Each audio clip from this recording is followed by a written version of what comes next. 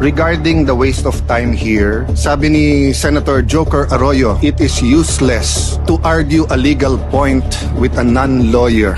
Senator Miriam stood up here many times and said, kaya ka nga nagpo 4 years na law school at nagbabar. So let me give my own interpretation. The impeachment court is formed with lawyers and non-lawyers. And we interact and it's for everyone and we're equal.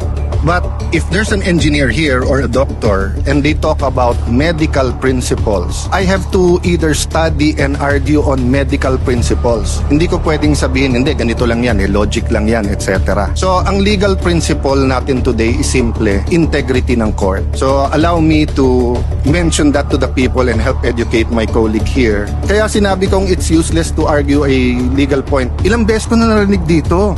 It's our job to clear or prosecute the Vice President. Hindi po. It's our job to try and to decide. It's the prosecution's job to try to prosecute and it's the defense job to convince us na wala. Why is that important? These are legal terms. Hindi pwedeng yung nanonood na law student ngayon sasabihin, trabaho pala ng judge to clear or to prosecute.